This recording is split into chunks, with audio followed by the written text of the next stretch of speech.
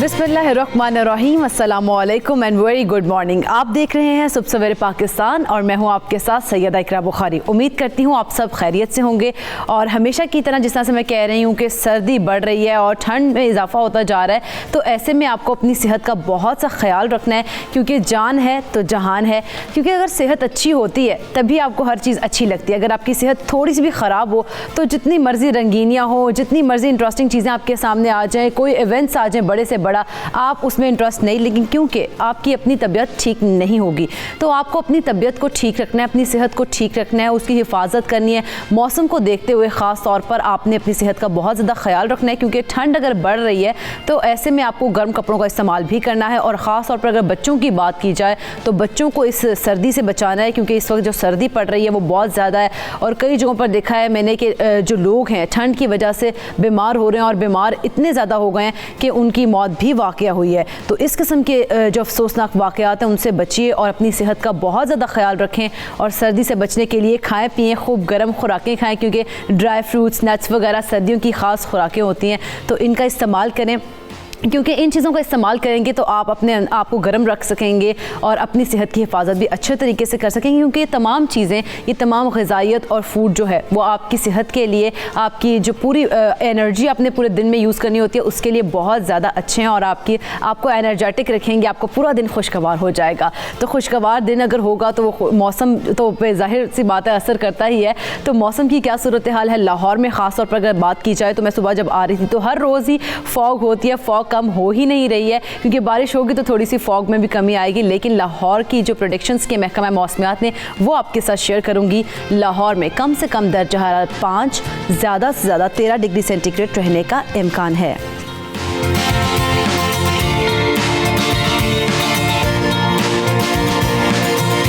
लाहौर का मौसम खुशगवार है और ठंड भी है वहाँ पर। इस्लामाबाद आपको लेकर चलती हूँ, वहाँ का मौसम दिखाती हूँ कि कैसा रहेगा। इस्लामाबाद में कम से कम दर्जा हरारत 3, ज़्यादा से ज़्यादा 23 डिग्री सेंटीग्रेड रहने का इम्कान है। अब आपको लेकर चलती हूँ शहर कायद यानी कि रोशनी के शहर कराची में, और वहाँ का मौसम दिखाती हूँ कि कैसा रहेगा। तो कराची में कम से कम दर्जा हरारत 12, ज़्यादा से ज़्यादा 26 डिग्री सेंटीग्रेड रहने का इम्कान है।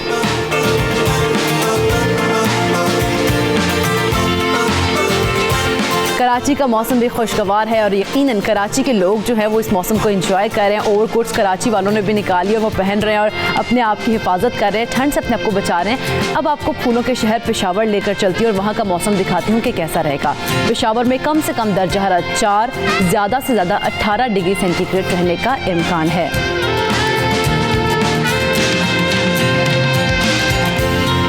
पेशावर का मौसम भी सर्द हो चुका है। अब कोयटा चलते हैं और कोयटा का मौसम देखते हैं कि कैसा रहेगा।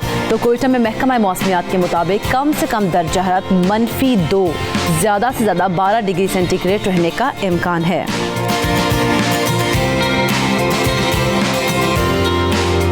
कोयटा का मौसम तो खासा सर्द है, -2 हो गया है वहाँ पर दर्जा हरारत। तो वहाँ पर ठंड जो है वो ज़्यादा बढ़ गई है, वहाँ पे एहतियात की ज़्यादा ज़रूरत है।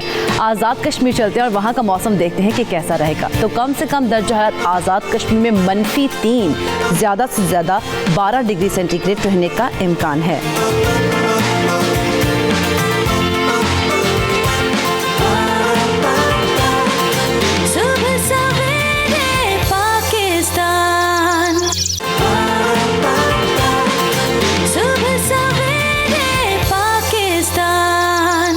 आगे बढ़ते हैं और अब आपको मैं मिलवाती हूँ, आपकी मुलाकात करवाती हूँ एक ऐसी लड़की से जिसने माजूरी को मजबूरी नहीं बनने दिया है।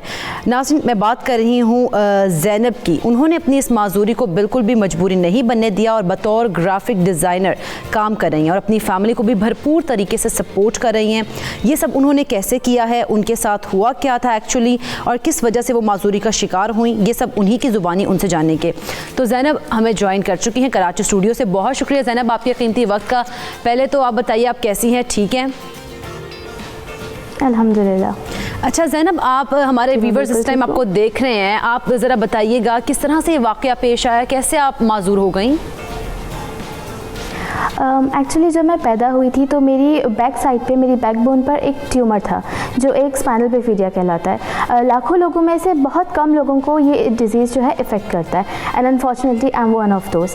तो जब डॉक्टर्स ने मेरे उस ट्यूमर को रिमूव किया तो उन्होंने मेरी लोअर पार्ट का सारा जो है वेन्स वो काट दी थी, जिसकी वजह से मेरे साथ ये हैपन हुआ।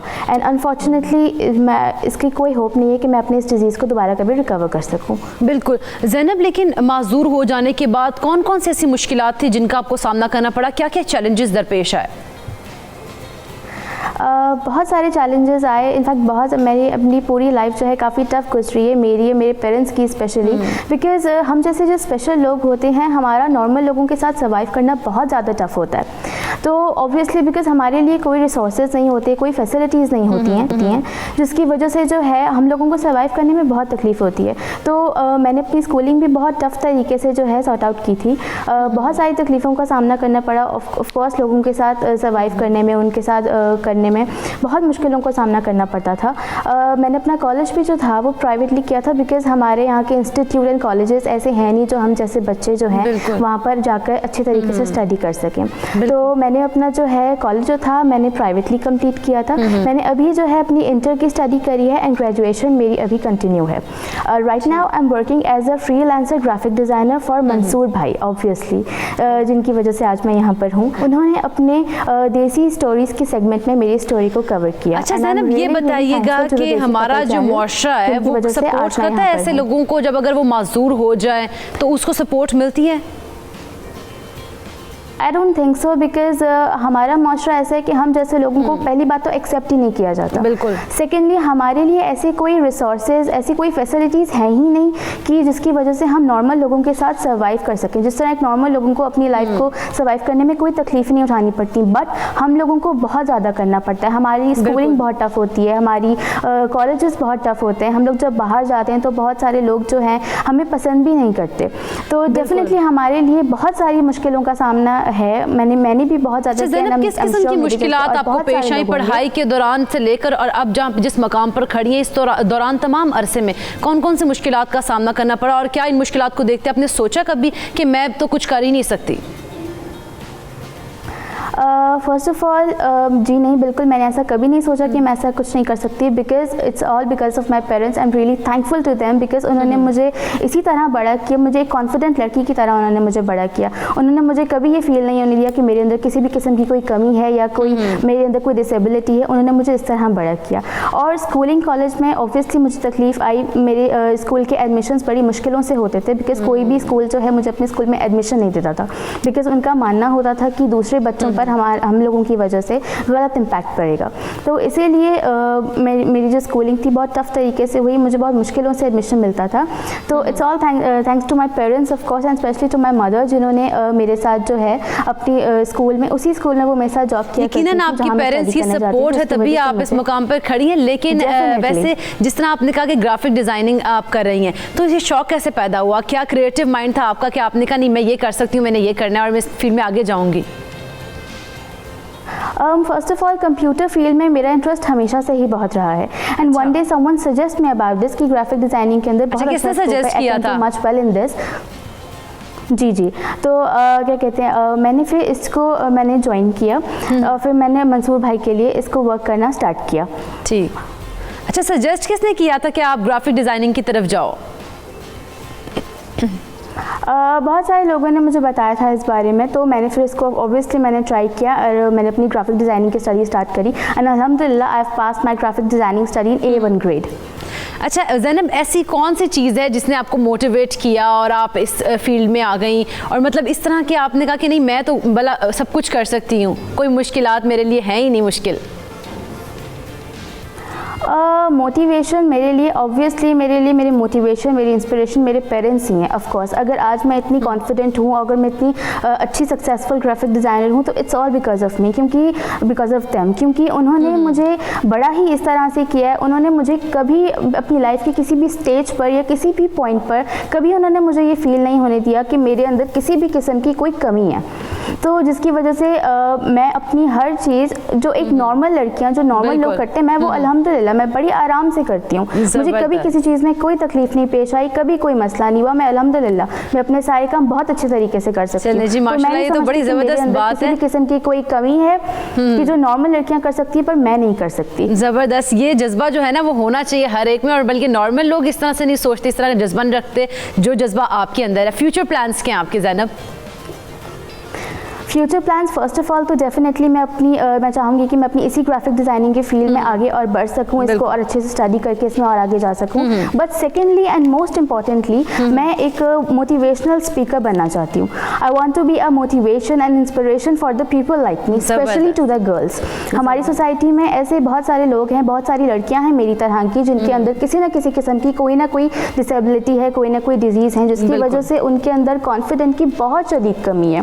और लेकिन फिर भी वो लोग टैलेंटेड हैं, वो लोग कैपेबल हैं, बट जस्ट बिकॉज हम लोगों को कोई फैसिलिटी और कोई रिसोर्सेज नहीं दिए जाते। तो इसीलिए मैं चाहती हूँ कि वो लोग मुझे देख के मुझसे इंस्पायर हो और मुझसे मोटिवेट हो सकें, because I think they need to understand that we are a much more capable from the other normal people, because we are a god gifted people. तो हमारे अंदर दूसरे लोगों से ज़्यादा अच्छी कैपेबिलिटीज़ हैं, ज़्यादा अच्छी, we can think better, we can do better, we have much more abilities, all just we need to get a chance.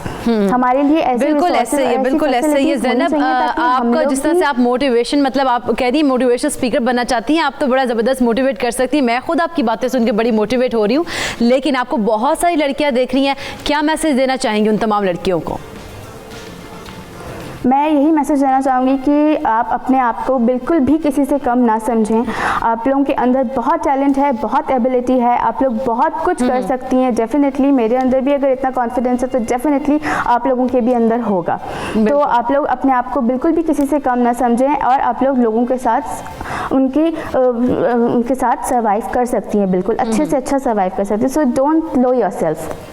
बिल्कुल जी, अपने आप को किसी से कम नहीं समझना चाहिए। बहुत बहुत शुक्रिया ज़ैनब, आप ये कीमती वक्त है। हमारी दुआएं 92 न्यूज़ की और बल्कि मेरी पूरी टीम की दुआएं आपके साथ हैं। आप और तरक्की करें और पाकिस्तान का नाम रोशन करें, ना सिर्फ पाकिस्तान में बल्कि इंटरनेशनल लेवल पर भी। बहुत शुक्रिया ज़ैनब आपके वक्त का। इस तरह से ज़ैनब इतनी मोटिवेशन उन्होंने दी है दूसरी लड़कियों को, और हमारे सबके लिए एक बड़ी बहुत ज़्यादा एक ज़बरदस्त बात यह है कि हमें इस किस्म की जो है जज्बात होने चाहिए, हमें ये हिम्मत होनी चाहिए कि भाई हम ये कर सकते हैं, yes we can do this. हम लोगों को ना उम्मीद नहीं होना चाहिए, ना शुक्री नहीं करनी चाहिए। हर चीज़ में, हर जिस तरह से भी अल्लाह ताला ने आपको जो चीज़ दी है उन तमाम सलाहियतों को ही आगे लेकर आएँ, उनको ही बुरोकार लेकर आएँ और अल्लाह ताला का हर हाल में शुक्र अदा करना चाहिए।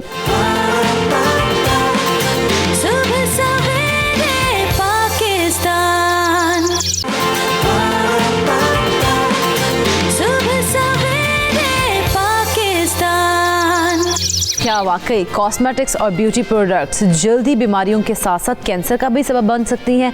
अगर वाकई ऐसा होता है तो किस सूरत में होता है, इस पर आज तफसील से गुफ्तगू करेंगे। अपने गेस्ट से आपका इंट्रोडक्शन करवाती चलूँ तो हमें लाहौर स्टूडियो में ज्वाइन कर चुकी हैं सबा नासिर, ब्यूटिशियन है। बहुत शुक्रिया सबा आपके कीमती वक्त का।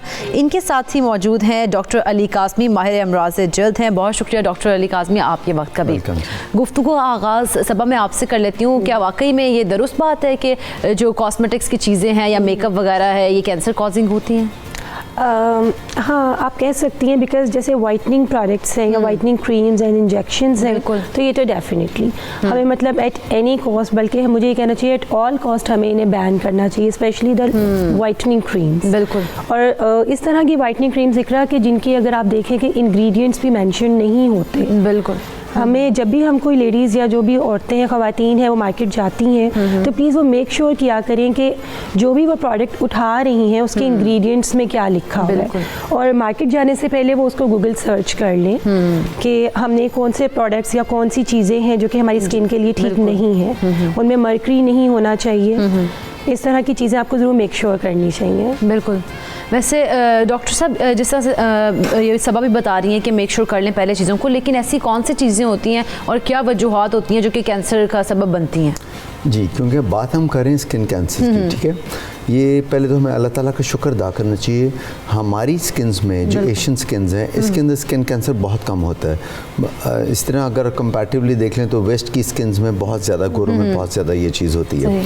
इनफैक्ट क्या होता है कि हमारी जितनी रेसेस हैं, फॉर एग्जांपल चाइनीज़ रेस है, हम एशियन रेस हैं, एक गोरे लोग हैं, वेस्ट के रेस है, इन रेसेस में एक मुख्तलिफ़ किस्म की कुछ चीज़ें होती हैं जो जेनेटिकली चल रही होती हैं। फॉर एग्जाम्पल आप देखें चाइनीज़ जो होते हैं ये ज़्यादा जल्दी एजिंग नहीं करते, इनके ऊपर एक्नी कम आती है, पिंपल्स कम आते हैं, इनका हेयर फॉल कम होता है, गंजापन कम होता है। यही चीज़ें अगर हम अपनी रेस में देख लें तो हम लोगों में ये चीज़ें ज़्यादा हैं, एक्नी भी है, एजिंग भी है, पिंपल्स भी हैं, हेयर फॉल भी है।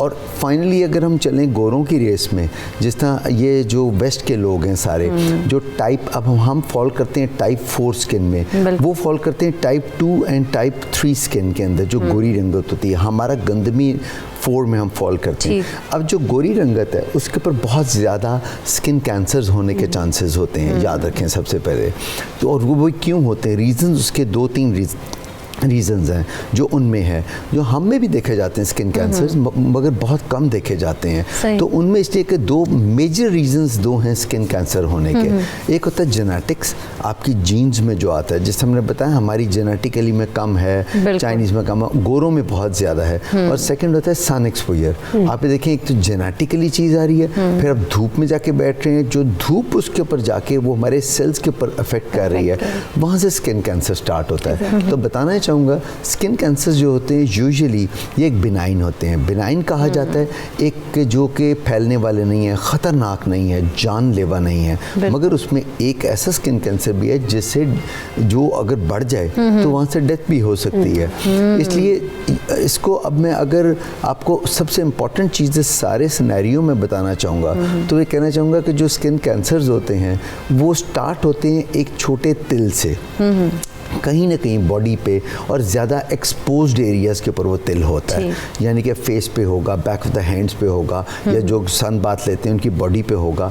तो उसमें अगर तिल, ये इम्पॉर्टेंट चीज़ है, कोई बॉडी का तिल या मोल या मोका अगर वो अपनी साइज़ चेंज कर रहा है, पोजीशन चेंज कर रहा है, अपना कलर चेंज हो रहा है, उसमें पिगमेंट आ रहा है, काले से नीला हो गया, और उसके अंदर अगर खून निकलना शुरू हो गया, अगर उसकी शक्ल चेंज हो गई बिल्कुल और डार्क होता जा रहा है और इचिंग हो रही है, उस पर ख़राबी पैदा हो रही है, तो ज़रूर किसी डर्मेटोलॉजिस्ट को दिखाइए, क्योंकि यहाँ चेंजेस आ गई। अगर एक शख्स कहता है कि मेरा 20 साल से चेहरे पे एक मोका या तिल है, तो दैट इज़ ए बिनाइन, उसका कोई मसला नहीं है। मगर अगर उसमें चेंजेस शुरू हो गई हैं, वो कहते हैं नहीं जी पहले हल्का था अब काला हो गया, शक्ल उसकी चेंज हो गई है, उसमें से खून रिसना शुरू हो गया, तो ज़रूर जाके डॉक्टर को चेक करना चाहिए। ये वो वाला कैंसर है स्किन का कि जो 3 किस्म के होते हैं, मेजरली 3 कैंसर्स होते हैं। एक जो रूटीन में एक होता है basal cell carcinoma, squamous and malignant melanoma. इसमें जो पहले 2 हैं बेजल या स्क्वेमस, ये बिनाइन बिल्कुल इनका जिस स्किन को खा जाएंगे वहाँ पर से जहाँ पर होगा, समझ लें उसको ईट कर लेते हैं, खा जाते हैं जल्द को, मगर जानलेवा नहीं होते। मगर जो फाइनली है, मैंने मेलानोमा बोला, मैलिग्नेंट मेलानोमा, जो गोरों में बहुत है, हम में भी है मगर कम है, वो कहाँ से स्टार्ट होता है, दैट इज़ वेरी इंपॉर्टेंट। एक तिल की सूरत में होगा और वो काला तिल काला होगा, वो ज़रूर एक काला तिल बढ़ता जा रहा है और उसकी शक्ल चेंज, जैसे हमने बताया सब कुछ है। अगर वहाँ ना उसको काबू किया, अगर एक दफ़ा वो फैल गया बॉडी में, तो देन वो ख़तरनाक है, जानलेवा भी हो सकता है। जैसे हम लोग ये कहते हैं कि पिगमेंटेशन बढ़ना शुरू हो जाती है जब भी हम लाइटनिंग क्रीम्स यूज़ करते हैं, तो हमारी अपर लेयर जो है वो बारीक होना शुरू हो जाती है, थिन होने लग जाती है, डैमेज हो रही होती है। उससे ये होता है कि आप मतलब जितना ज़्यादा आप सन में निकलेंगे उतना फिर वो मज़ीद उसको डैमेज करेगी, क्योंकि आपकी अपर लेयर तो वो ख़त्म करती जा रही है ना क्रीम। तो फिर ऑब्वियसली कि ये चीज़ें हार्मफुल हैं, हार्मफुल होती है चीज़ें, इनको जो है ना सही इस्तेमाल करना चाहिए। कॉलर हमारे साथ मौजूद है, सना, अस्सलाम वालेकुम। जी सना, क्या बात करना चाहेंगी? जी मैं डॉक्टर साहब से पूछना चाहती हूँ कि मेरे चेहरे पर ब्राउन होता है सिर में, तो वो मैं पूछना चाह रही हूँ कि वो ख़त्म हो सकते हैं या नहीं हो सकते, मेडिसिन या उसका कोई ट्रीटमेंट है? ठीक हो गया सना। वैसे आपकी आवाज़ थोड़ी कम आ रही, लेकिन मुझे समझ आ गई आपकी बात की कि आपको आप यानी कि ब्राउन एंड ब्लैक आपके फेस पे बहुत ज़्यादा तिल हैं। खैर ठीक है, अभी बता देते हैं डॉक्टर साहब से पूछ के। एक और कॉलर है, इजाज़त, अस्सलाम वालेकुम। जी मैं जावेद कायम खानी बोल रहा हूँ, एजाज नहीं है, जावेद कायम खानी नाम है। जी जी जावेद साहब बात कीजिएगा। बात यह है कि अब हम कैसे बचें इन चीज़ों से, हमको कैसे पता चले कि ये चीज़ से कैंसर हो सकता है, कौन सी प्रोडक्ट इस्तेमाल करें जिनसे नहीं हो सकता, इसके बारे में थोड़ा मालूमात है। ठीक है जी, अभी आपको बता देते हैं। एक और कॉलर है आबिद महमूद। अस्सलाम वालेकुम। वालेकुम अस्सलाम जी, क्या बात करना चाहेंगे? हाँ जी, मैं ये डॉक्टर से पूछना चाहता हूँ, मेरे होंठ जो है ना वो ब्लैक हो गए हैं, क्या वजह हो सकती है इनके? ठीक हो गए, ब्लैक हो गए, अभी बता देते हैं। जी डॉक्टर साहब। जी, तो अगर हम बारी बारी शुरू करें, बारी बारी सबसे शुरू करते हैं सना से। जी, उन्होंने कहा कि मेरे चेहरे पे तिल हैं और ब्लैक निशान है। अब ये तीन चीज़ें होती हैं, तिल और ब्लैक निशान। फ्रैकल्स एक होते हैं और दूसरा होता है लेंटिजनीज कहते हैं ब्लैक निशानों को, और तीसरी चीज़ होती हैं जो छाइयाँ पड़ती हैं। ये तीन चीज़ें हैं कि जो वो जिसका वो जिक्र कर रही हैं, बाकी तो देख के फाइनली सारा चीज़ होती है। इसका मैं बता देता हूँ ट्रीटमेंट में क्या होता है कि तिल या छाई एक दफ़ा आ जाए या जो भी ब्लैक मार्क, वो कहें कि 100% कभी ख़त्म नहीं होता। ट्रीटमेंट्स हैं, मेडिकल क्रीम्स हैं जो दी जाती हैं और उससे हल्के हो जाएगा, लाइट हो जाएगा, सॉफ्ट हो जाएगा। सिर्फ उनको एक एहतियात करनी है इस चीज़ को मज़ीद बढ़ने से रोकने के लिए कि उनको सन ब्लॉक ज़रूर लगाना है जब धूप में जाना है। धूप से ये सारी चीज़ें धूप से आती हैं, या फिर जेनेटिकली उनके ख़ानदान में तिल की प्रॉब्लम होगी। बाकी तो वो डॉक्टर को दिखाएं, किसी डर्मेटोलॉजिस्ट को।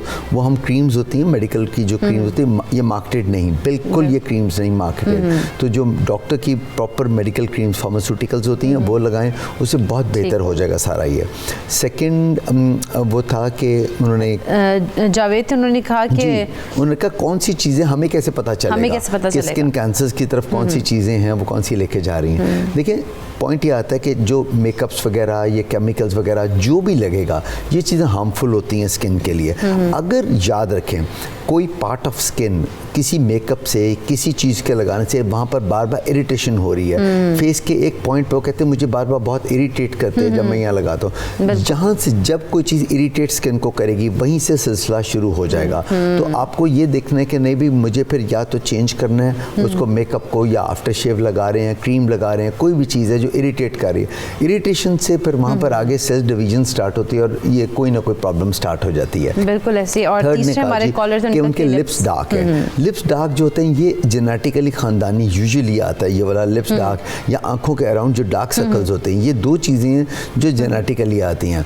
एक दफ़ा जेनेटिकली कोई चीज़ आ जाए, जीन्स के अंदर आ जाए, ख़ानदानी मौरूसी आ जाए, वो कभी ठीक नहीं होता। वो बेहतर हो जाएगा, लाइट हो जाते हैं, सॉफ्ट हो जाते हैं विद सर्टेन क्रीम्स जो दी जाती हैं। वो अकॉर्डिंगली देखना पड़ेगा, हिस्ट्री लेनी पड़ेगी कि कोई बीमारी तो नहीं है बैक ऑफ द एंड पे उनके, तो फिर उसके बाद वो देखना चाहिए और बेहतर हो जाएगा, उसके बाद वो ट्रीटमेंट होगा। वैसे एक इसमें मैं एक चीज़ ऐड करूँगी कि अगर किसी के लिप्स ब्लैक हो रहे हैं, या जैसे हम लोग लेडीज़ बहुत ज़्यादा लिपस्टिक्स यूज़ करती हैं, उसके यूजेज से ज़्यादा हो जाते हैं, तो उसके लिए एक बहुत अच्छा एक ऑर्गेनिक टोटका है।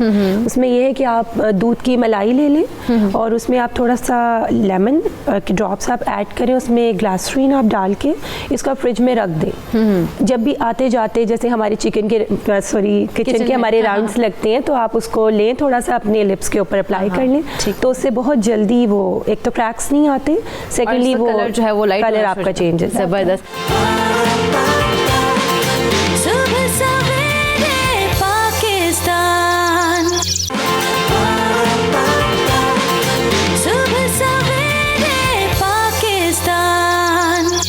अच्छा वैसे सब हमारे यहाँ होता है कि भाई वैसे डार्क कॉम्प्लेक्शन जो होती है वो कोई बुरी नहीं होती, लेकिन ख़वातीन जो हैं वो बहुत ज़्यादा लाइक क्रेजी हो जाती हैं कि हमने तो भैया गोरा रंग हमें चाहिए, गोरा रंग करना है, और उसके लिए वो सस्ती क्रीम में जो है उनका भी इस्तेमाल करती हैं।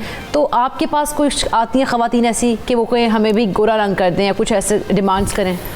इस तरह से इकरा कि बेटे अब ट्रेंड बहुत चेंज हो गया। अब लड़कियों को जो उनकी एक ब्यूटी उन्होंने मतलब एक ब्यूटी जिसके साथ वो पैदा हुई हैं वो उसी को मज़ीद इन्हेंस कर रही हैं। अब मैंने बच्चियों में ये चीज़ें बहुत कम देखी हैं। हाँ, थोड़े अगर आप देखें कि थोड़े हमारे एरियाज़ कुछ इस तरह के होते हैं जहाँ डिमांड बहुत होती है कि जी शादी अगर लड़की का रिश्ता आया है तो उन्हें लड़की गोरी ही चाहिए, तो इस तरह के एरियाज़ में लड़कियाँ ज़्यादा इस चीज़ को कर रही हैं। अदरवाइज़ अब जहाँ पे एजुकेटेड लोग आ गए हैं और जो बच्चियाँ पढ़ लिख गई हैं उन्हें ये पता है हमारी फीचर्स खूबसूरत है, हमने इनको मज़ीद कैसे इन्हेंस करना है।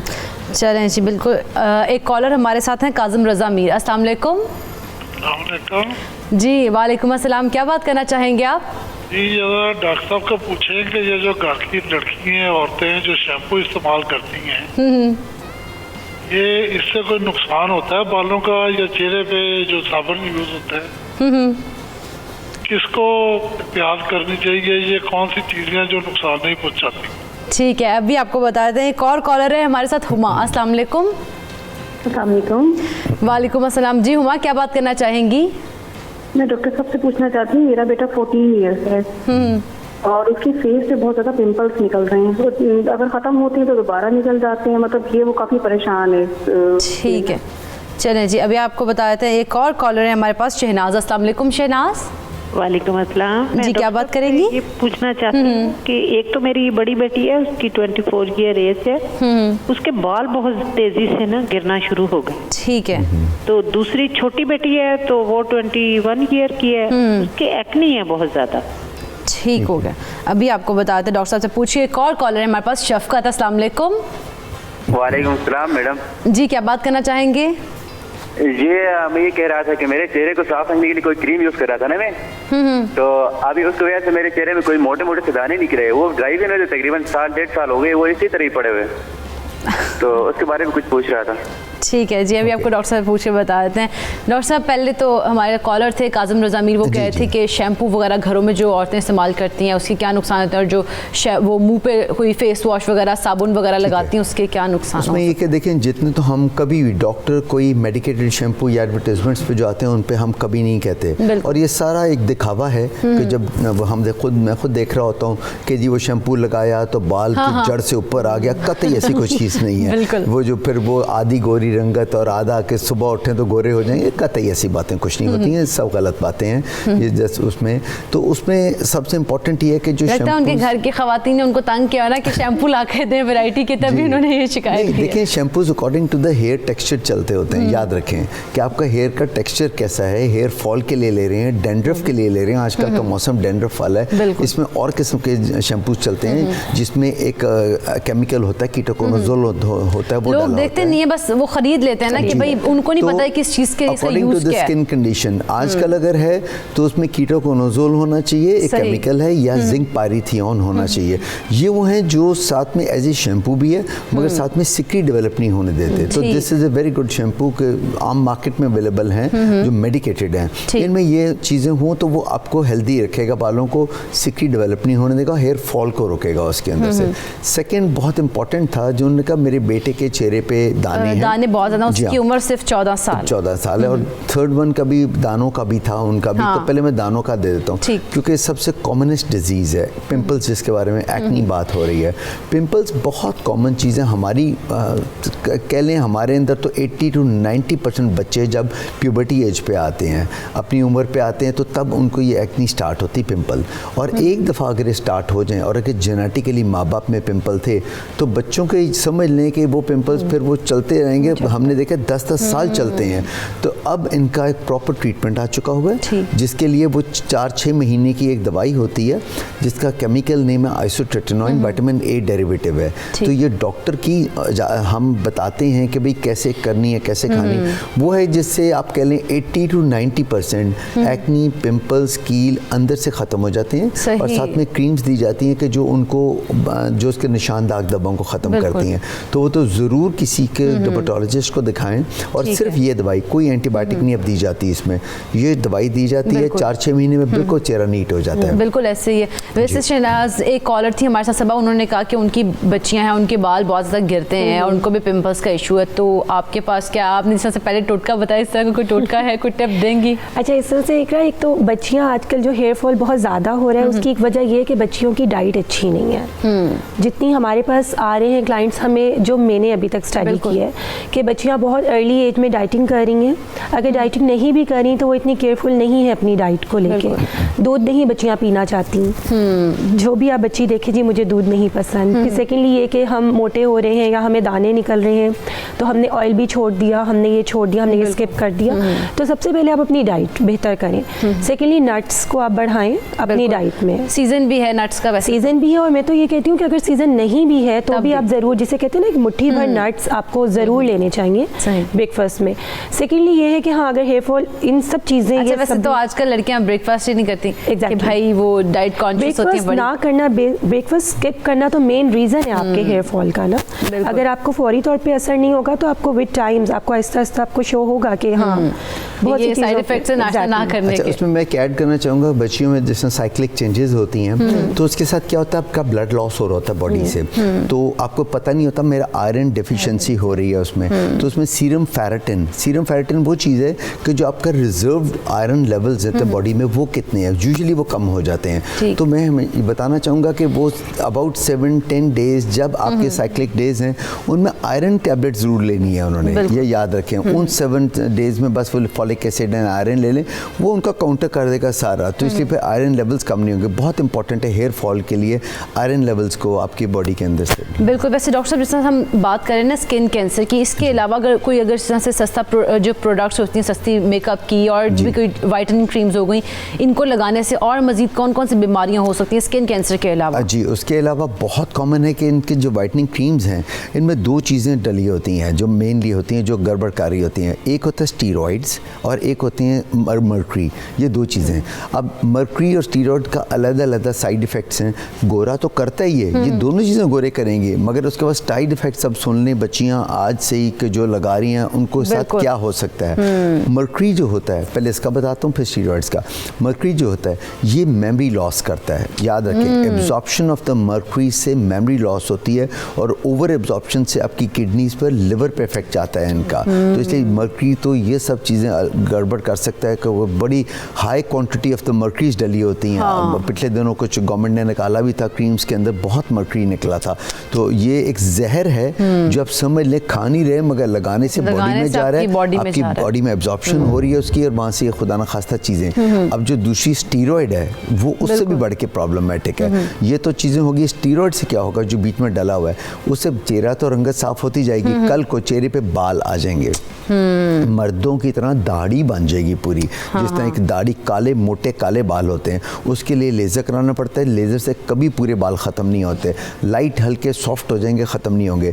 फिर क्या होगा, स्टीरॉइड से चेहरे पे हल्की हल्की खून की नालियाँ उभर आती हैं, स्किन थिन हो जाती है उसके साथ, और बहुत साइड इफ़ेक्ट्स हैं स्टीरॉइड्स के। तो इसे बताना चाहूँगा प्लीज़ ये बाज़ार की मार्केटेड क्रीमें या 3 क्रीमों का जो मिक्सचर बना के जो वाइटनिंग क्रीम्स होते हैं ना, कि फार्मूला क्रीम्स होती हैं, यूज़ करें तो रंग गोरा हो जाएगा जी, 2 दिन में या हफ्ते में रंग गोरा हो जाएगा।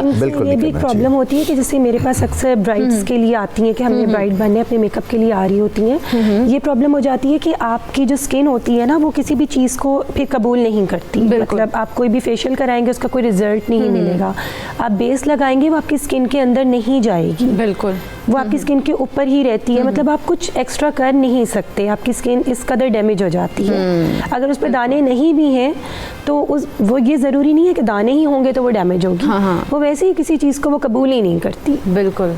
तो बहुत अजीब सी सिचुएशन हो जाती है कि मेकअप कैसे करेंगी, उसके बाद शादी के बाद आपके डिनर्स होते हैं, इवेंट्स होते हैं, कैसे आप उनमें किस तरह से अपनी स्किन को लेके आप कैरी करेंगे, कैसे अपने हैंडल करना है अपनी स्किन को। वैसे लेकिन डॉक्टर साहब जिस तरह से अभी तो हम लोग बात करें ना दूसरी डिफरेंट क्रीम्स की, सस्ती क्रीम्स की बात करें, लेकिन कुछ लोग होते हैं देखते नहीं है कि एक्सपायरी क्या है, एक्सपायर मेकअप भी यूज़ करते हैं, उसके कितने नुकसान होते हैं? अच्छा, एक्सपायरी में याद रखें कि जितनी हम मेडिसिन करें या दवाइयाँ भी एक्सपायर अगर इस्तेमाल की जाएँ या प्रोडक्ट्स इस्तेमाल किए जाएँ, इनमें क्या होता है, सबसे पहले तो पोटेंसी कम होती है, याद रखें उसकी एफिकेसी कम हो जाती है दवाई की। उसने कोई आपको बहुत बड़ा प्रॉब्लम नहीं देना, मगर अगर लॉन्ग टर्म एक्सपायरी हो गई है देन वो इरिटेशन दवाई चीज़ कर सकती है। आपने अगर लोकल क्रीम भी लगा रहे हैं या मेकअप एक्सपायर आप लगा रहे हैं उस पर, वो इरिटेट करेगा स्किन को, इरिटेट करेगा वहाँ पर से। समझें कि जो ऑलरेडी स्किन आपकी अगर थोड़ी सी सेंसिटिव स्किन है तो वहाँ पर आपकी इरिटेशन स्टार्ट हो जाएगी। ड्राइनेस ऑफ द स्किन बहुत कॉमन से, सबसे कॉमन चीज़ आती है, वो लगाते ही जल्द फटनी शुरू हो जाती है, ड्राइनेस ऑफ द स्किन आती है। तो इस तरह की ये चीज़ें हैं कि जो ख़राबी की तरफ जाती हैं। उसमें बेस्ट होता है कि आप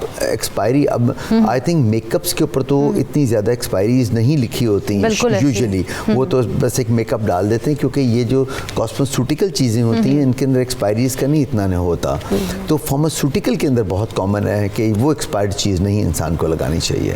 तो इसलिए उसमें सबसे इम्पॉर्टेंट है जो गोली अगर एक्सपायर आप खा रहे हैं तो वो अनहेल्दी हो सकती है। अगर आपने आजकल तो वाइटनिंग के लिए भी जो गोलियाँ और इंजेक्शन सारे ड्रामे चले हुए हैं, सब कुछ है, जिसमें मैं हमेशा बताता हूँ कि प्लीज़ इन चीज़ों को अवॉइड करें। ये तो एक पैसा बनाने वाली मशीनें हैं, इनसे कुछ नहीं होना। ये कोई चीज़ ने गोरा और रंगत नहीं करनी, ये सब चीज़ें हेल्दी हैं, बॉडी के लिए अच्छी हैं।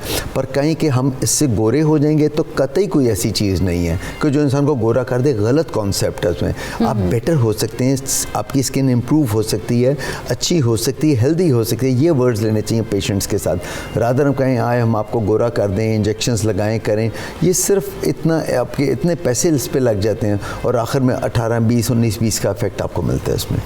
बिल्कुल डॉक्टर साहब, आपने जो कहा है यकीनन हमारे जो व्यूवर्स हैं, देखने वाले हैं जितने भी, उनको इन तमाम चीज़ों से आगाही मिली होगी और रहनुमाई भी उनकी हुई होगी।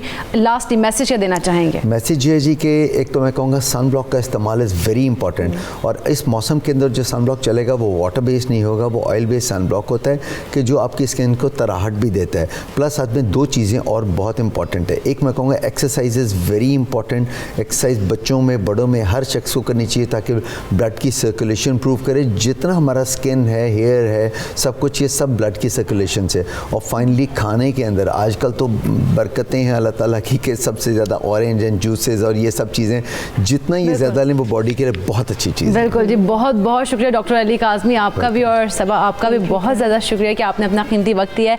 नाज़रीन, यकीनन हमारे जो देखने वाले तमाम लोग देख रहे हैं, ख़ास तौर पर लड़कियाँ, ख़वातीन जो घरों में बैठी हैं वो देख रही हैं, तो वो तमाम लोग जो कि मेकअप यूज़ करते हैं उसमें एहतियात ज़रूर बरतें और मेकअप जो है वो अच्छी क्वालिटी का इस्तेमाल करें। लेकिन अब जो मैं बात करने चाह रही हूँ वो बड़ी ज़बरदस्त और बड़े मज़ेदार है, क्योंकि शायरी में दर्द यूं ही नहीं आता, घर वालों की मर्ज़ी से शादी करनी पड़ती है। इस बात में कितनी सदाकत है, इस पर बात करेंगे एक ब्रेक के बाद।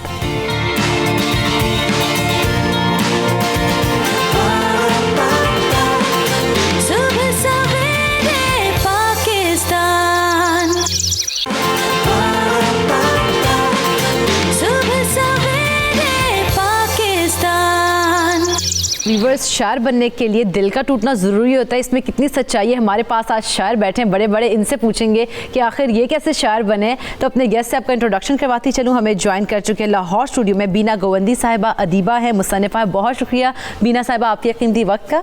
इनके साथ ही तशरीफ़ फरमा है डॉक्टर अख्तर शुमार, मारूफ शायर हैं आप भी। बहुत बहुत शुक्रिया डॉक्टर अख्तर शुमार आपके वक्त का। और इनके साथ ही मौजूद हैं हमाद अहमद, मारूफ शायर हैं आप भी। बहुत शुक्रिया हमाद साहब आपका भी।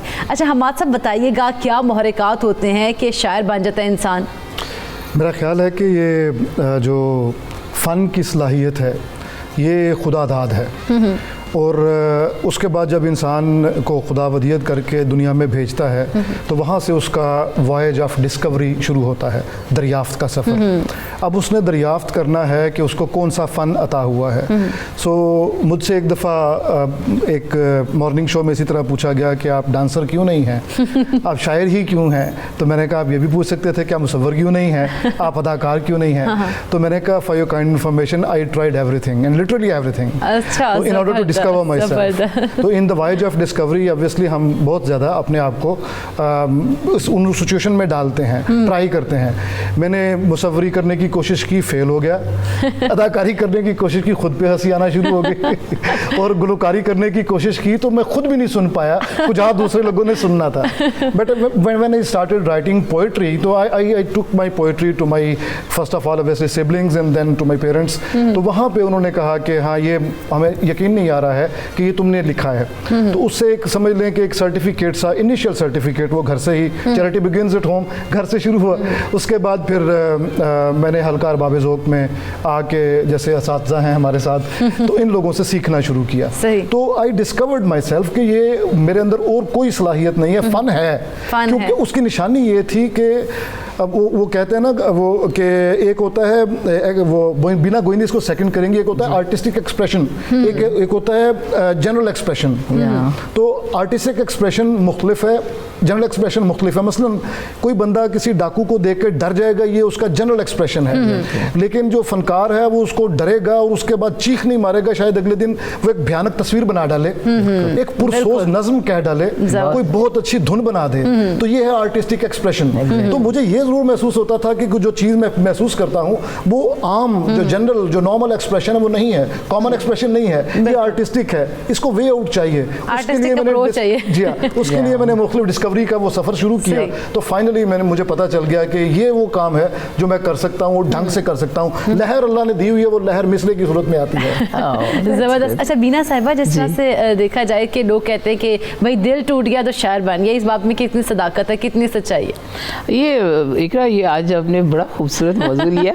आपके हमेशा मौजू अच्छे होते हैं, लेकिन शायर और शायरी इसमें दो इसके मेरे ख्याल में इसके अगर हम वैसे जनरली बात करें तो दो इसके अरकान बनते हैं मेरे अंदाज से, कि एक तो आप हर शख्स हसास होता है, लेकिन उसकी ग्रेविटी कितनी हसास होने की, अब कितना महसूस करते हैं। अब देखिए ना, ज़रूरी नहीं कि आपके साथ सब कुछ हो, आपके माहौल में, आपके एटमॉस्फेयर में, अपने इन्वायरमेंट में, मतलब माहौल है, इन्वायरमेंट और एटमॉस्फेयर, इन तीनों चीज़ों में फ़र्क है अगर देखा जाए तो। अगर इन तीनों चीज़ों में से मतलब लिविंग और नॉन लिविंग के साथ भी अगर कोई भी चीज़ आप बैलेंस के ख़िलाफ़ देख रहे हैं या रवैयों में कोई ऐसी चीज़ देख रहे हैं जो कि बिल्कुल नेचुरल वे से है नहीं, होना नहीं चाहिए आपके अंदाजे के मुताबिक, क्योंकि ग्रेविटी आपने खुद सेट करनी है, उसमें मैं समझती हूँ कि वहाँ पे जो हसासियत और जज्बात और उसके साथ जो आपके अंदर का एक फीलिंग है ना, वो आप निकालते हैं। या तो आप किसी, अगर आप पेंटर हैं जैसे हमाद ने बताया, तो फिर आप पेंटिंग कर लेते हैं,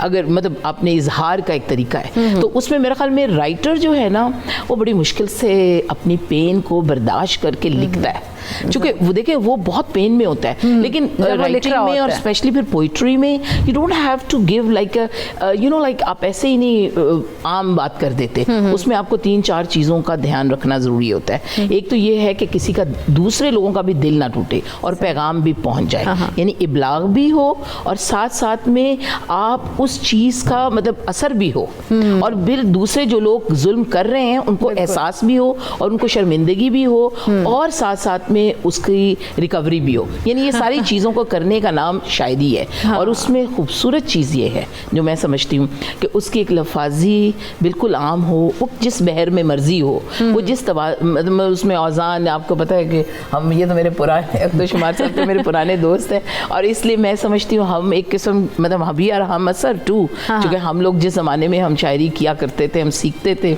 लेकिन हमें खुद भी नहीं पता था। मैं खुद साइंस स्टूडेंट थी, लेकिन मेरी पोइट्री की किताब MSc के फ़ौरन मतलब उसमें आ गई, लेकिन अब ये कि मैं उर्दू में आ गई, और फिर मुझे तो शायद उस ज़माने तक उर्दू आ गई थी, लेकिन मैं ये समझती हूँ कि इजहार बहुत ज़रूरी है, ख्याल होना और उसके बाद उसका टूटना, ये वाकई इसमें बात है, क्योंकि जब तक आपके अंदर सोज नहीं होगा, अच्छा आपके अंदर दर्द नहीं होगा, आप लिख नहीं सकते। आपने कहा दर्द नहीं होगा तो लिख नहीं सकते, लेकिन आपको शेर की आमद होती कब है? अब देखिए मुझे तो कभी भी हो जाती है, मतलब सबसे ज़्यादा तो एटमॉस्फेयर आप किस तरह का चाहेंगी ना, जिस तरह आपने कहा ना कि माहौल, एटमॉस्फेयर बड़ा मैटर करता है, ये किस तरह का? ये मैं समझती हूँ शायरी को दिल लगी, मेरी नज़म है शेर के अंदर, शायरी को दिल लगी कहते रहो, जितना चाहो मुझे दुख देते रहो, लेकिन मेरा कहना मानना, शेर के अंदर कभी मत झांकना। तो वो जो शेर के अंदर झांकना, ये मेरी शुरू की शायरी मैं इसलिए सुना रही हूँ कि हमारे खुद भी हम इवॉल्व होते हैं, और फिर हम कुछ चीज़ें तो माशरती तौर पे हमें असर करती हैं, कुछ चीज़ें हमारे हम, अच्छा फिर मज़े की बात ये कि आप ये पेशखेमा भी कर सकते हैं शायरी में, मतलब दे गिव, पेशीन गोई भी करता है शायर कि ये होने वाला है, क्योंकि उसके अंदर एक वो दर्द होता है, वो प्योर होता है, जो वाकई मैं आपको बताऊं, औज़ान की बात और बाकी चीज़ें तो अपनी जगह पे, लेकिन जो प्योरिटी का होना, सच्चा होना, ये ज़रूरी है किसी भी फनकार के लिए। जैसे कि आपको पता है कि मौसीकी, जैसे कहते हैं रूह की ग़ज़ा तो है, लेकिन मौसीकी जो है उसके साथ आप यकीन माने कि उसके साथ लोगों के आहंग बदल जाते हैं, रवैये बदल जाते हैं, क्योंकि पहले ज़माने में तो मौसीकी भी लोग मतलब उसे इतनी सलीका सीखते थे और सब कुछ सीखते थे कि वुज़ू करके बैठ के मौसीकी को सुना करते थे, और आजकल तो हम शायरी को तो उससे भी ऊंचा मुकाम लेते थे। डॉक्टर शुमार साहब से पूछ लेना कि वो जिस तरह से शायर हैं, क्योंकि बड़े ज़बरदस्त शायर हैं, तो उन्होंने शायरी किस तरह से, एक तो उन्होंने वो कही, और शायर क्या बनने के लिए ज़रूरी है, ये जो मैंने बात कह दी पहले कि भाई दिल टूटना ज़रूरी है, ऐसी कोई आपके साथ भी सिचुएशन है? असल में बात ये है कि दिल तो हर आदमी का टूट सकता है, तो वो क्यों नहीं शायर बनता? सवाल बनता है, क्योंकि इंसान है ना, फितरी तौर पर उसका कहीं ना कहीं कोई मसला ऐसा होगा कि वो दिल आज़ारी होगी, दिल टूटेगा, रोएगा भी सी। लेकिन शायर एक मतलब एक वदीयत है ना, शायरी अल्लाह ताला की देन है, वो जिसे चाहे। तो ये जैसे कहा गया कि हसासियत का वो दर्जा होता है कि जिसमें जाकर आदमी अपने एक्सप्रेशन जो है वो कागज़ पर ले आता है, यानी जज्बात के इजहार का बयान जो है वो शायरी है। तो वो जितना हसास आदमी होता है, जितना वो गहराई से देखता है, उस दर्द को महसूस करता है या जुदाई को महसूस करता है, तो मेरा ख्याल है कि वो उतना बड़ा शायर होता है। तो मेरा ख्याल है कि दिल टूटने से इसका ताल्लुक नहीं है। अच्छा, दिल टूटने से नहीं है, लेकिन आजकल जो शायर है दिल टूटते तो वो शायरी कहना शुरू कर देते हैं। कुलिया नहीं करार दिया जा सकता। बाकी हमें अमूमन ये सवाल किया जाता है कि जी आपने शायरी क्यों शुरू की, किसी से मोहब्बत हुई, दिल टूटा, तो ये एक मतलब इसमें भी सदाकत हो सकती है। लेकिन अच्छा, कितनी सदाकत है वैसे इस बात में? नहीं, मतलब है कि इसमें आपने कहा सदाकत हो सकती है। जी। क्योंकि आदमी कहीं ना कहीं किसी ना किसी चीज़ से मुतासर होता है। कोई चेहरा हो सकता है, कोई आंखें हो सकती हैं, कोई मंजर हो सकता है, बहुत सी चीज़ें हैं। चलें, अच्छा आज बता दें हमें, आपने किससे मुतासर होकर शायरी कहना शुरू की? देखें जी, मैं तो जब 10वीं क्लास में थे हम, तो मेरी सारी क्लास जो थी उन्होंने अपने तखल्लुस रखे हुए थे, सिर्फ मेरा नहीं था। अच्छा। आज उनमें से कोई शायर नहीं है, सिर्फ मैं शायर हूँ। तो उस वक्त तो मोहब्बत का यानी एक और दर्जा होता है। तो मुझे वो कहते, मैं हैरान होता था कि यार आप ये क्या लिखते रहते हैं ये वो। लेकिन एक मौका ऐसा आया कि दिल की बातें जो हैं वो ज़ुबान से फिर कागज़ तक आ गई। तो फिर वो एक नज़्म मैंने उस ज़माने में लिखी थी, उसमें भी उसका मतलब है कि वो मेरे किसी मजमूए में दूसरे तीसरे में शामिल है। 2-3 शेर मैं आपको सुना दूं। ज़रूर। कि काश मैं तेरा कमरा होता। अच्छा, अब उसमें एक कसक आप देखिए कि क्या क्या मतलब है कि उसमें उसकी पहलू कितने हैं उसमें। काश मैं तेरा कमरा होता और तू बरसों मुझ में रहता, और मैं सदियों तेरे कुर्ब में गुमसुम रहता। काश मैं एक आईना होता और तू बेबाकाना पैरों मेरे सामने बैठा रहता, और मैं तुझ में खोया रहता। काश मैं तेरा रोजाना का रास्ता होता और तुझे मैं आते जाते देखता रहता। तेरे पाँव का लम्स मुझे पागल कर देता। काश कभी मैं खुशबू होता और तेरी सांसों में रच के तेरी नस नस में बस जाता। लेकिन काश ये उस दौर की इब्तदाई लाइनें हैं। तो आदमी जो है अपने जज्बात का इजहार किसी न किसी सूरत में करता है। आपने बड़े खूबसूरत अंदाज में अपने जज्बात का इजहार किया।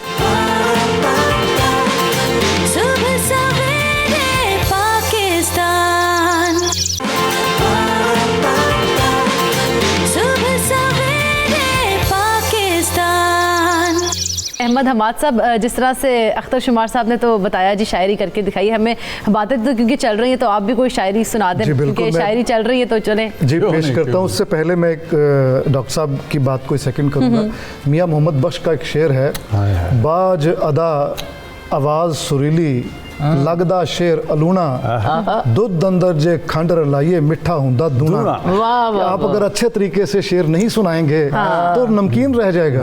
आप अगर अच्छे तरीके से सुनाएंगे तो ऐसे ही जैसे दूध तो पहले ही थोड़ा सा मीठा होता है, उसमें मजीद मीठा डाल दे। तो शायरी में रस, शायरी में मीठा उस वक्त पड़ता है जब दिल टूटता है। शायर का दिल टूटता है, शायर का दिल टूटना चाहिए। उसके 2 लेवल्स हैं, उसके 2 लेवल्स हैं। मीर का दिल टूटा, उसने अपने आप को फर्द महसूस किया और पूरी इंसानियत की पिक्चर अपने अंदर देख के उसका कर्ब बयान किया। देख तो दिल के जहाँ से उठता है ये धुआं सा कहाँ से उठता है।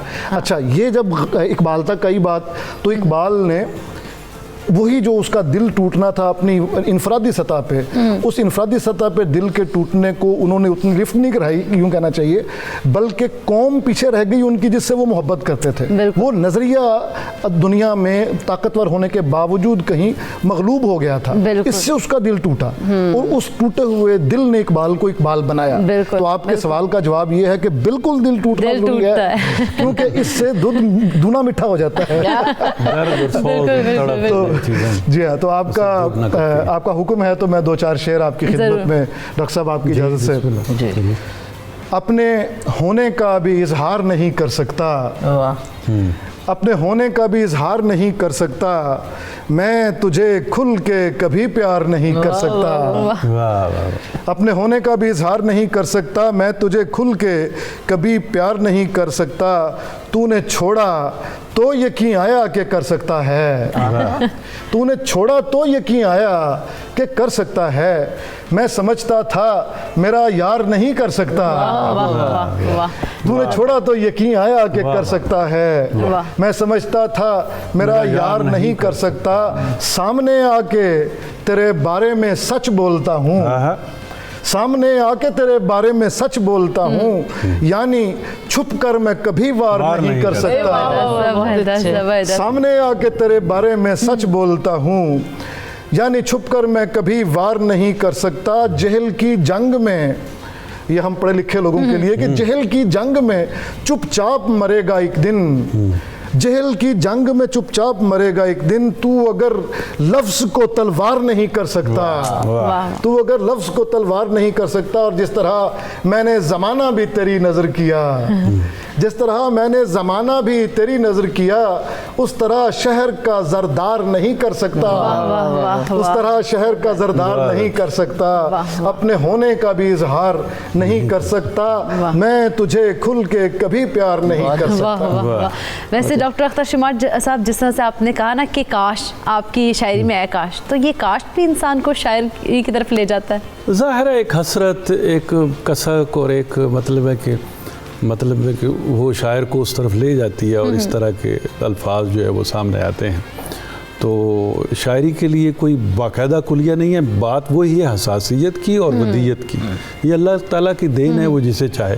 जैसे मैंने कहा कि हर दिल टूटने वाले को मतलब शायर तो नहीं होता ना वो, लेकिन ये उसको मतलब है कि दो चंद कर देती है। यानी अगर दर्द और सोज और शायरी में ना हो तो फिर वो ज़रा फीकी और बेरस सी होती है। जब तक नमक या रस या मिठास ना हो, और ये सारी चीज़ें उस दर्द से पैदा होती हैं, और ये कुदरत की देन है। बिल्कुल ऐसे ही है जी। एक कॉलर हमारे साथ है, मोहम्मद खालिद। अस्सलाम वालेकुम। वालेकुम अस्सलाम। मैडम क्या हाल है आपका? ठीक, अल्लाह का शुक्र, ठीक ठाक। आप क्या बात करना चाहेंगे? चलो, बड़ा अच्छा माहौल बनाया हुआ है आप लोगों ने। अच्छा, तो आप भी कोई शेर सुनाना चाहेंगे? मैं शेर सुनाऊंगा, लेकिन इस्लामी शेर सुना देता हूँ आपको। जी जी जरूर। वो कौन सा गुल है मौला जिस गुल में खुशबू नहीं, कौन सा दिल है मौला जिस दिल में तू नहीं। वाह वाह, सुभान अल्लाह, ज़बरदस्त जी।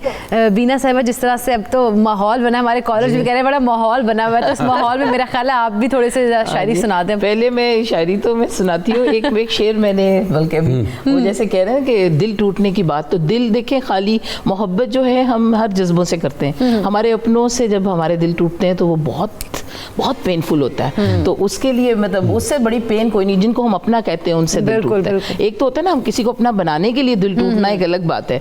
तो उसमें मैं एक गज़ल थी, उसका एक शेर अगर आपकी इजाज़त हो तो, अपनों ने जो गहरे ज़ख्म लगाए हैं, अपनों ने जो गहरे जख्म लगाए हैं, खून ने मेरी आंख से बहना सीखा। अपनों ने जो गहरे जख्म लगाए हैं, खून ने मेरी आंख से बहना सीख लिया। अब कहने का मतलब है कि वो जो हमारे खूनी रिश्ते हैं, वो अगर हमारे से नज़र चुरा लें या कुछ कर लें, तो उनको मेरा ख्याल में अंडरस्टैंडिंग हम सबको आपस में करनी चाहिए। ये एक बहुत अच्छा रवैया, और शायरी की ज़ुबान में आप बहुत कुछ समझा सकते हैं जो किसी और ज़ुबान में, और समझ भी बड़ी जल्दी से आता है, बड़े नरमी के साथ। और इसी में एक नज़म अपनी मैं आपसे नज़म सुनूंगी, लेकिन एक कॉलर ले लूं जी। जरूर जरूर। एक कॉलर है हमारे साथ जी, मोहम्मद नवाज। अस्सलाम वालेकुम। वालेकुम सलाम जी। जी मोहम्मद नवाज साहब, क्या बात करना चाहेंगे? मैं जी अपना एक शेर सुनाना चाहता हूँ। जी जी सुनाए। ये ज़ौक़ फ़कत ज़िक्र हवादिस की नहीं है, शेर अक्ल दिल के इज़्तिराब की ज़िबाइश। वाह जी वाह, वाह भाई वाह, बहुत अच्छा शेर। हर कोई, अब हमारे कॉलर भी है, माहौल क्योंकि बना ना, तो हर कोई शेर सुना रहा है। एक और कॉलर है रजा। अस्सलाम वालेकुम। जी वालेकुम अस्सलाम। जी रजा, क्या बात करना चाहेंगे आप? कोई शेर सुनाना चाहेंगे? जी मैं लाहौर से बोल रहा हूँ। इकरा, आपका क्या हाल है? मैं अल्लाह का शुक्र, ठीक ठाक माशाल्लाह। बड़ा सेटिंग किया हुआ सारा और शायरों को बिठाया हुआ, मेरा एक शेर इनको सुना दे। जी जी सुनाए। जो पंजाबी का शेर है, ना माल नाल जिंदगी ना बाल नाल जिंदगी। सही। ये सुने और थोड़ा सा इस पर तबसरा कर दे।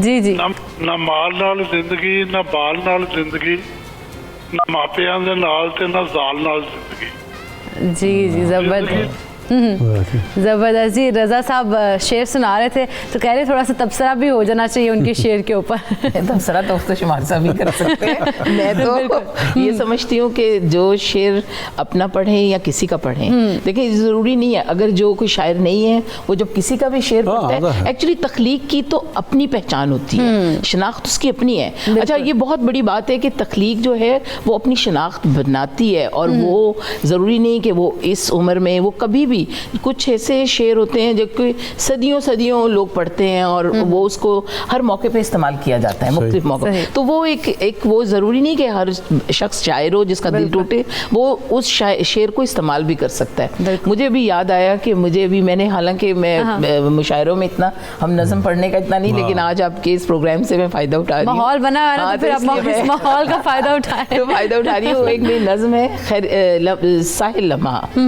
और ये है खैर इतना तो जान लिया, खैर इतना तो जान लिया, जीवन नैया आज नहीं तो कल डूबेगी। खैर इतना तो जान लिया, जीवन नैया आज नहीं तो कल डूबेगी, लेकिन वो कैसे डूबेगी?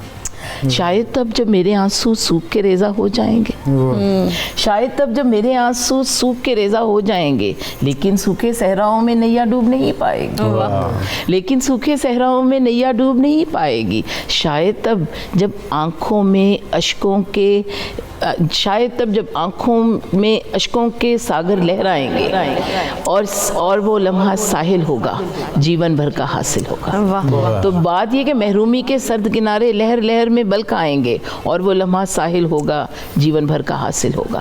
अब कहने का मतलब ये है कि अगर मैं टीनेजर थी जब मेरी ये पहली किताब में मेरी ये नज़म आई, अब मैं सोचती हूँ कि तब भी मैं इतना सोचती थी। अब ये कहने का मतलब है कि आपको खुद भी नहीं पता कि आप किसी के दर्द को कैसा महसूस करते हैं, क्योंकि हम जो चीज़ तस्वीर बनाते हैं बाज़ दफ़ा हम किसी के पेन को फील करते हैं अपने समाज के लिए। मतलब जैसे आप देखें ना कि कुछ भी राइटिंग हो, किसी तरह की भी तख्लीक हो, वो सारी तख्लीक आपकी अपने लिए नहीं होती।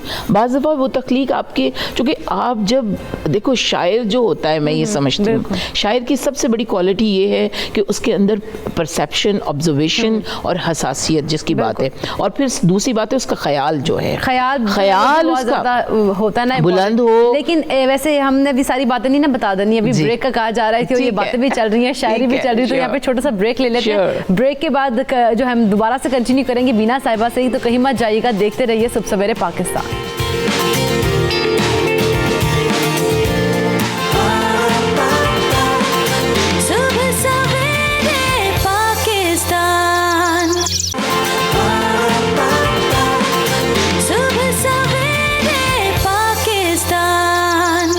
शायरी किसी महबूब की मोहब्बत का पता देती है। ये मोहब्बत क्या है, अब हम ये अहमद हमाद साहब से पूछेंगे, क्योंकि उनकी जो शायरी है ना वो इसी किस्म की है। जी अहमद हमाद साहब ज़रा बताइएगा। एक आग सी है सीने के अंदर लगी हुई, शायद इसी का नाम मोहब्बत है शेफ्ता। तो जो एक आग हमारे अंदर है वही मोहब्बत है। हम ये कहते हैं कि शायद जो हमारा महबूब है वो हसीन नहीं है, हमारा ख्याल हसीन है। हमने उस ख्याल के साथ उसको पेंट किया और जब वो उसकी तस्वीर हमारे दिल पे बनी तो वो ज़्यादा खूबसूरत थी। अब भले आप हमारी आंखों से ओझल भी हो जाएं, हम जिसकी पूजा करते हैं असल में हुस्न वो है। तो यही मोहब्बत है। मोहब्बत दरअसल अपने आप को, मैं अगर इसको वन वर्ड डेफिनेशन इसकी करूं तो ये सबमिशन है। आप जिससे मोहब्बत करते हैं उसके कदमों में ढेर हो जाएं, अपना आप उसके सुपुर्द कर दें। फिर हम जैसे हमारे फरज शाह साहब कहे ना, हम जो जी से चाहो यार करो, हम पढ़ जो गए तेरी राह पिया। तो तुम्हारे रास्ते पड़ गए, अब हमें हमारे ऊपर ऊपर पाँव रख के गुजर जाओ, भले हमारा सर कुचल जाओ, भले हमारा दिल कुचल जाओ। तो ये होता है शायर का कि वो बस मोहब्बत जिसे करता है ना, वो उसके सामने उसको अपना आप स्पुर्द कर देता है। बिल्कुल अपना आप छोड़ देता है उसको, ऐसी उसके लगन होती है अपने महबूब के साथ। अच्छा डॉक्टर अख्तर शुमार साहब, आपकी शायरी में बहुत ज़्यादा मोहब्बत का आपने जो जिक्र किया, आपकी मौजू ही आपने उसको बनाया, तो आखिर क्या आपकी पीछे इसकी पीछे मोटिवेशन है, मोहब्बत को ही क्यों चूज़ किया? वो आप दिल तोड़ने की और वो जो बातें कर रही थी, तो मैं अपनी एक पुरानी गज़ल पेश करता हूँ कि मेरे दिल से सलूक ऐसा ही होना चाहिए था, मेरे दिल से सलूक ऐसा ही होना चाहिए था, उसे भी तोड़ने को एक खिलौना चाहिए था, उसे भी तोड़ने को एक खिलौना चाहिए था। बहुत शौकीन था ये दिल समंदर के सफ़र का, इसे तो गहरे पानी में डुबोना चाहिए था। बहुत शौकीन था ये दिल समंदर के सफ़र का, इसे तो गहरे पानी में डुबोना चाहिए था। कहाँ ये गोशे गोशे में लिए फिरती है गर्दिश, कहाँ ये गोशे गोशे में लिए फिरती है गर्दिश, मुझे तो बैठने को एक कोना चाहिए, बहुत अच्छे, मुझे तो बैठने को एक कोना चाहिए था। और कहाँ हैं वो मेरे अहबाब, आखिर सब कहाँ हैं, उन्हें मुश्किल में मेरे साथ होना चाहिए, कहाँ हैं वो मेरे अहबाब, आखिर सब कहाँ हैं, उन्हें मुश्किल में मेरे साथ होना चाहिए था। ये मुमकिन था वो जाने का इरादा छोड़ देता, ये मुमकिन था वो जाने का इरादा छोड़ देता, मुझे उससे लिपट कर ऐसे रोना चाहिए, बहुत अच्छे। और वो आता या ना आता ख्वाब में वादे मुताबिक, मुझे लेकिन शुमार उस रात सोना चाहिए, मेरे दिल से सलूक ऐसा होना चाहिए था, उसे भी तोड़ने को एक खिलौना। ये उस ज़माने की वो यादों की बात आप कर रही हैं। तो एक उम्र में ये इस तरह के मौज़ूआत वैसे तो ये चलते रहते हैं, लेकिन ये ख़ास तौर पर एक ख़ास जज्बाती उम्र की बातें हैं। एक खास उम्र की बात मोहब्बत और दिल शिकस्तगी, इस पे मुझे इकबाल का एक बड़ा अच्छा शेर, उसके बाद जरा बीना मैडम से कि मोहब्बत के लिए दिल ढूंढ कोई टूटने वाला, ये वो मैं है जिसे रखते हैं नाजुक आबगीनों में। जिस बंदे को दिल टूटने का एहसास नहीं हो सकता वो मोहब्बत नहीं कर सकता। भाई मोहब्बत उन लोगों का काम है जो नाजुक दिल है, नाजुक। बिल्कुल बीना साहिबा, वैसे ये सलाहियतें जो हैं कैसे पहचाननी चाहिए कि आप लिखती हैं, शायरी भी करती हैं, तो वैसे ये लगन इसके लिए होना ज़रूरी है क्या?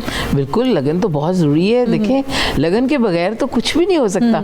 लेकिन ये जैसे भी मोहब्बत की बात चल रही है, तो उसमें मैं उसी ज़माने की थी, चांदनी रात में बुलाऊं तुझे, चांदनी रात में बुलाऊं तुझे, धड़कने दिल की मैं सुनाऊं तुझे, चांदनी रात में बुलाऊं तुझे, धड़कने दिल की मैं सुनाऊं तुझे, तेरे पहलू में रख के दिल अपना, तेरे पहलू में रख के दिल अपना, चांद रातों में गुनगुनाऊं तुझे।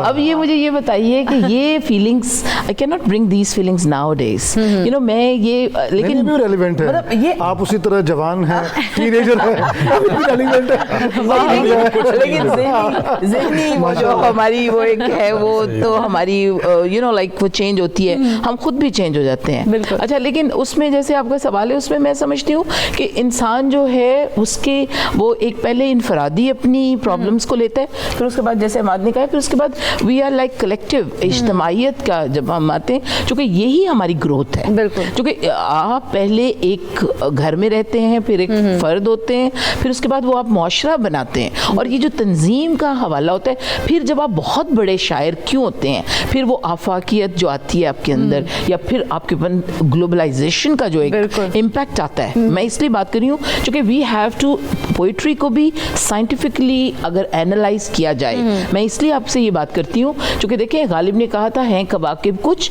नजर आते हैं कुछ। अब उसका देखें, ये आज हमें पता चलता है, जो सितारा टूट जाता है 4.5 साल तक, वो सितारा आसमान पे चमक रहा है, लेकिन हमें तो वो सितारा जो है वो चमकता नजर आता है। तो इसलिए मैं ये कहूँगी, बेवफा से वफा निभाई थी, बेवफा से वफा निभाई थी, जिंदगी की यही कमाई थी। एक कॉलर है हमारे साथ, मंजूर मलेशिया से। अस्सलाम वालेकुम। कॉल हमारी ड्रॉप हो गई है। जी बिल्कुल। चलिए जी मीना साहिबा, आपको अप्रिशिएट करना चाह रहा था, आपको और आपकी सारी टीम को, जुल्करनैन भाई को भी और इकरा को भी, कि ये खूबसूरत महफिल आपने सजाई है, लोग एंजॉय करें। लोग कह रहे हैं आपने माहौल बना दिया, तो हमारी पंजाबी रहतल बहतल में माहौल बनाना एक खास उसका एक पर्सपेक्टिव है। शायरों को सुबह उठाना भी बड़ी बात है और उनसे मुशायरा करवाना, ये शायर उठते नहीं है सुबह। ओह माय गॉड, शायर देखिए रात को मुशायरा करके लिख के, क्योंकि हम लोग जो है हमारा लिखने का रातों का काम है, ये दिन का काम नहीं है। क्योंकि जब तक आप उस पीस ऑफ एक स्टेट ऑफ माइंड है, you must have to be stay in that mind and then you can write. मैं 10-10 दिन बाज़ दफ़ा सोचती हूँ मुझे एक लाइन लिखनी है, नहीं लिख सकते, लेकिन बाज़ दफ़ा आप कहते हैं कि we have to rush to the home. अच्छा, ये और हमने आमद हो रही है, ये तो क्या होता है? वाकई में आमद ऑफ कोर्स ये मेरे ख्याल में हम कोई देखें, मैं कोई और काम नहीं कर सकती लिखने के अलावा, कुछ कर ही नहीं सकते। हमें जो कुछ मर्जी हो। मैं आज बल्कि अभी बैक रूम में कह रही थी अपनी बच्चियों से यहाँ पे, मैंने कहा देखें अगर मैं राइटर ना होती तो मैं एक ब्यूटी पार्लरिस्ट होती, क्योंकि हमने फनकार बनना ही बनना था, ब्यूटिशियन होती। अभी आप प्रोग्राम देख रहे थे, तो you know like this is an art, craft के साथ ये आर्ट भी है, क्योंकि ये तख्लीक है। इसमें आपके अंदर से जो एक तख्लीक मीन्स इट्स लाइक प्योरिटी, आपकी अपनी शनाख्त है, जो आपकी अपने तखय्युल की परवाज़ है। चूँकि वो देखें लफ्ज़ जो हैं वो अपनी एक स्टेटमेंट बनाते हैं, पूरी ड्रॉ करते हैं, और वो स्टेटमेंट जो कोई और चीज़, वो लफ्ज़ वहीं पड़ा हुआ है, लेकिन अगर अख्तर शुमार या मैं या अमाद या कोई शायर, जितने बड़े बड़े लोग गुजरे, वो अगर वो उनकी ज़बान से वो लफ्ज़ निकलता है तो उसके मानी डिफरेंट हो जाते हैं, क्योंकि उसके मानी उसके अंदर हैं। और वो मानी का मतलब तब होता है उसको जिस तरतीब में आप इस्तेमाल करते हैं। मेरे ख्याल में शायरी में सबसे ज़्यादा इंपॉर्टेंट यही है कि आप उस लफ्ज़ों का इस्तेमाल किस तरतीब से और कहाँ पे कर रहे हैं। रात और शायरी के हवाले से ना मियाँ साहब का एक, मियाँ मोहम्मद बख्श का, उन्होंने एक शेर का मतलब ये है कि मोमबत्ती, शमा और शायर, इन दोनों में कई चीज़ें कॉमन हैं। दोनों रात को जलते हैं, दोनों के सर पे आग लगती है, यानी इंसान यहाँ पे दिमाग सोची करता है, सोचता है, और दोनों दूसरों को रोशनी देते हैं। शायर भी दूसरों को रोशनी देता है।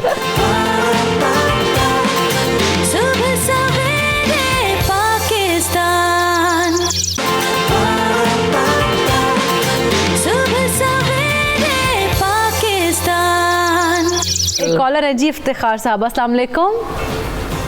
वालेकुम सलाम। जी इफ्तिखार साहब, अल्लाह का शुक्र, ठीक। आप क्या बात करना चाहेंगे? कोई शेर सुनाना चाहेंगे? आज जो माहौल बना हुआ है, चार मिसरे हैं, वो सुनाना चाहूँगा और इन सबको। जी जी जबरदस्त, सुनाएं। इश्क दी अग पकावे जिसनू कदों और रहिंदे कच्चे, इश्क दी अग पकावे जिसनू कदों और रहिंदे कच्चे, खासा दी गल आमा ताई लाज पछे ना जचे, मर्दा हथ मैदान सदाई कौल जिना दे सच्चे, बुल्ला कदे भी नचिया नाही भुले लोग ही नचे।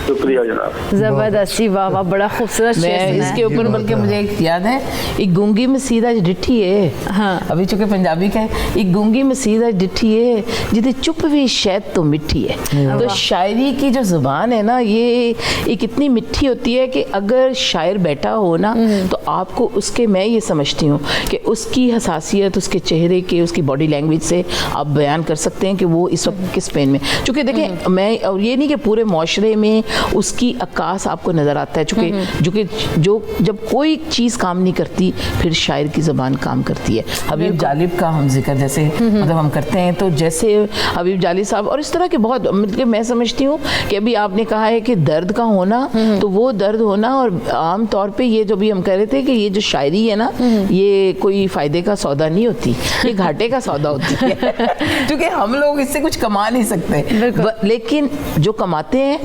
वो कमाते हैं कि हमारी सेंस ऑफ सेटिस्फेक्शन जो है ना, क्योंकि वो जो ख्वाहिश ज़्यादा ज़रूरी है, वो ज़्यादा ज़रूरी होती है। क्योंकि देखिए फायदे, माहौल बना है, हमारे कॉलर भी बड़े एक्टिव हैं, बड़ी कॉल्स पे कॉल्स आ रही हैं, वो भी शेयर सुनाना चाह रहे हैं। कॉलर हमारे साथ है जी तैमूर आजम साहब, अस्सलाम वालेकुम। जी वालेकुम अस्सलाम। जी तैमूर साहब, आप भी कोई शेर सुनाना चाह रहे हैं? माहौल का फ़ायदा उठा रहे हैं सभी आज। जी मैं तो सुना तो कुछ नहीं सकता, लेकिन अच्छा। ये है कि मैं डॉक्टर चश्मा साहब का कलाम जरूर सुनना चाहूँगा जी। जी चलिए जी, ठीक है, हम आपकी फरमाइश पे सुन लेते हैं भी डॉक्टर अख्तर शुमार साहब से कोई भी शायरी वगैरह, तो अभी सुनेंगे, लेकिन एक और कॉलर भी ले लूँ। चलिए जी, एक और कॉलर है हमारे पास, मंजूर साहब, अस्सलाम वालेकुम। जी वालेकुम सलाम व रहमतुल्लाह। जी जी मैं एक शेर सुना देता हूँ छोटा। जी सुनाएं। वो हमारे शाकिर सिजाबादी है सराइकी, वो उनका शेर है। ए पाकिस्तान के लोगों पलीते को मिटा दे वो, ए पाकिस्तान दे लोगों पलीते को मिटा दे वो, नता जाए ए ना रखे ए ना हूँ को वला दे दो। मकसद ये है कि उर्दू भी शायद आप समझ गए होंगे, उर्दू मैं भी कह देता हूँ। जी मंजूर साहब कहिएगा।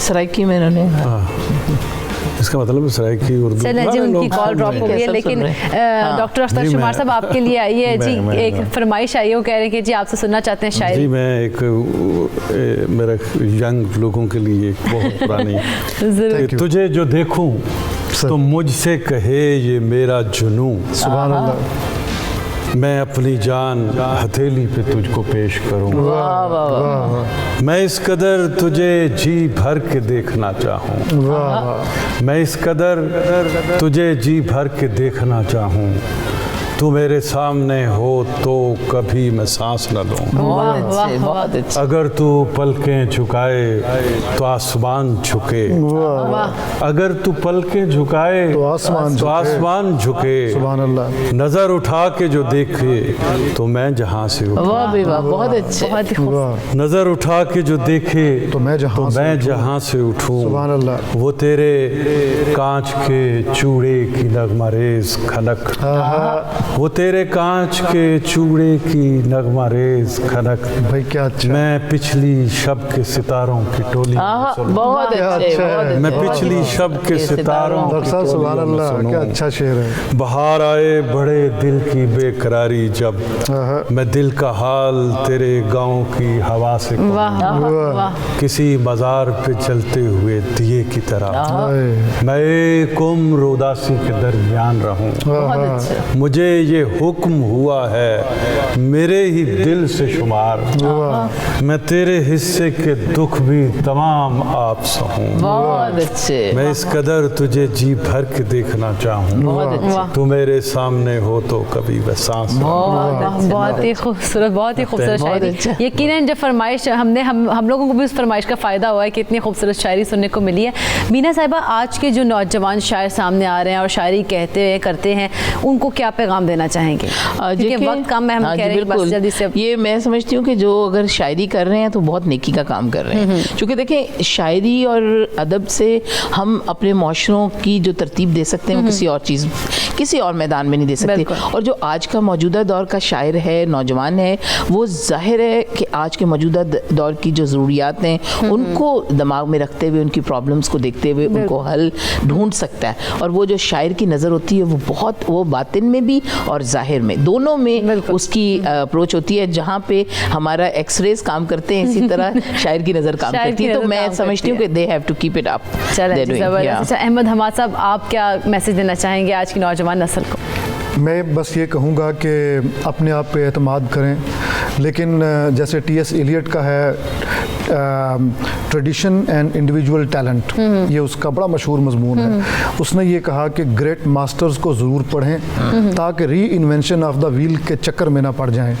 हो सकता है जो आप शेर कह रहे हो आपसे कहीं अच्छे अंदाज में किसी उस्ताद ने कह रखा हो, तो आप कहीं उसको रिपीट ना कर दें। इसलिए जो भी शायर बनना चाहता है अपने पे एतमाद तो करे, शायरी करे, लेकिन तमाम बड़े असातिज़ा को ज़रूर पढ़ ले। कम से कम 20 बड़े उर्दू शुआरा को तो ज़रूर पढ़े, उनको सब मुसफ़ी के सारे दीवान में पढ़े, मीर के पढ़े, गालिब, इकबाल, सबको पढ़े। इसी तरह नज़म कहनी है, राशिद है, मीरा जी है, मजीद अमजद है, ये बड़े लोग हैं, इनको पढ़ने के बगैर लिखना ये री इन्वेंशन ऑफ द व्हील ही है। ज़बरदस्त। वैसे भी आजकल बहुत से लोग शायर बनना चाहते हैं। आप देखें कि फेसबुक उठा लें या सोशल मीडिया पर कोई भी पेज उठा लें, तो हर आदमी ने किसी का भी शेर अपना नाम उसमें लगा के फराज इकबाल या कोई भी तो उसका किया। मैं समझता हूँ कि शायरी ठीक है, एक वदियत तो है, लेकिन इसके असरार और रमूज हमें सीखने चाहिए। बिल्कुल, ये चीज़ें हमें सीखनी चाहिए, तब भी हम अच्छी शायरी फिर कह सकते हैं। सीखे बगैर नहीं, ठीक है जी, बहुत बिल्कुल बहुत शुक्रिया डॉक्टर अख्तर शुमार साहब आपका, अहमद हम्माद साहब आपका, और बीना गवंदी साहिबा आपका। प्रोग्राम का वक्त ख़त्म। नाज़रीन, प्रोग्राम का फीडबैक ज़रूर दीजिएगा। कल फिर आपसे मुलाकात होगी 9 से 11। कल तक के लिए मुझे दीजिए इजाज़त। अल्लाह हाफ़िज़।